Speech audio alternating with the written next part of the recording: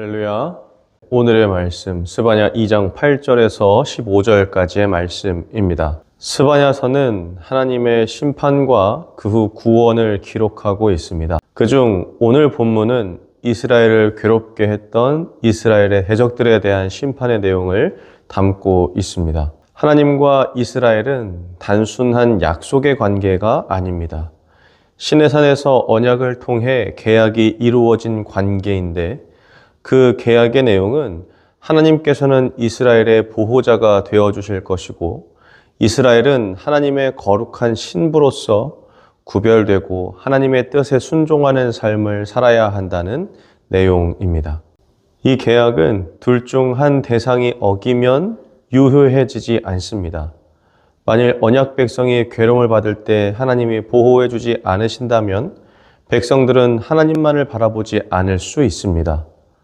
반대로 이스라엘 백성이 하나님만을 바라보지 않는다면 하나님도 이스라엘 백성을 지켜주지 않으셔도 됩니다. 이것이 이 계약의 기본입니다. 그러나 우리가 성경을 통해서 일관되게 보는 내용은 하나님은 이스라엘에게 신실하시고 이스라엘은 하나님을 전적으로 따르지 않는 모습을 계속해서 보게 됩니다. 그렇다면 이 관계가 깨어져야 하는데 하나님은 이 관계를 깰 생각이 없어 보이십니다. 본문 8절입니다. 내가 모압의 비방과 암몬 자손이 조롱하는 말을 들었나니 그들이 내 백성을 비방하고 자기들의 경계에 대하여 교만하였느니라. 아멘. 모압과 암몬은 혈통적으로만 본다면 아브라함과 같은 혈통입니다.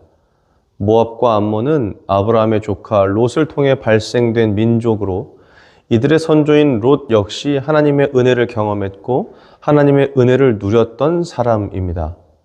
그러나 후에 그들은 하나님을 완전히 떠난 민족이 되었고 그들은 하나님의 선민인 이스라엘을 끊임없이 괴롭히는 가시 같은 민족이라고 성경은 말합니다. 하나님은 오늘 그들을 심판하시겠다라고 말씀하시고 그 이유를 설명해 주십니다. 10절입니다. 그들이 이런 일을 당할 것은 그들이 만군의 여호와의 백성을 회방하고 교만하여 졌음이라. 아멘.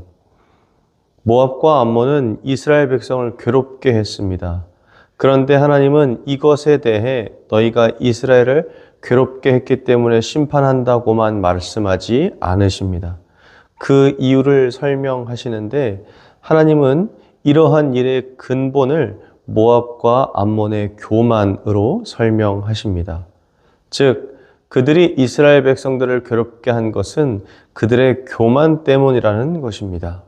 이것이 왜 교만일까요? 하나님께서 처음 아브라함을 통해 언약하실 때 너는 복이 될 것이라 라고 말씀하십니다. 즉, 이제부터 아브라함의 씨가 복이 되게 하겠다는 하나님의 뜻을 선포하셨고 이루실 것이라는 말입니다. 그런데 모압과 암몬은 이런 뜻을 이루고자 하는 하나님의 뜻에 회방을 놓습니다. 이들은 하나님의 계획에는 관심이 없고 자신들의 유익과 필요에 따라서 하나님의 백성의 걸음을 회방하였습니다. 즉, 이들이 이스라엘을 향해 한 행위는 단순히 이스라엘을 괴롭혔다는 의미를 넘어 하나님의 뜻과 계획을 막았다는 의미가 되는 것입니다.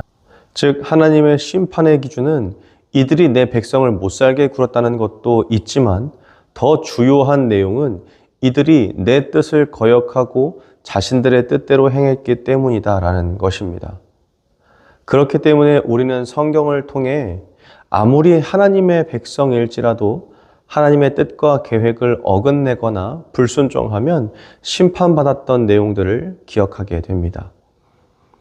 새롭게 시작하는 2026년, 우리 성도님들은 어떤 계획을 가지고 계신가요? 바라기는 2026년 하나님께서 나를 향하신 계획을 깨닫고 분별하며 그 뜻에 온전히 순종할 수 있는 우리 모든 발걸음이 되기를 간절히 소원합니다. 기도하겠습니다. 좋으신 하나님, 감사합니다. 오늘 말씀을 통하여서 하나님께서 모압과 암몬 그리고 구스를 심판하시는 이유는 하나님의 뜻을 따르지 않았기 때문임을 기억하게 됩니다. 하나님, 2026년 온전히 주님을 따르며 순종하는 한 해가 될 수 있도록 인도하여 주시옵소서. 감사합니다. 예수님의 이름으로 감사하며 기도합니다. 아멘.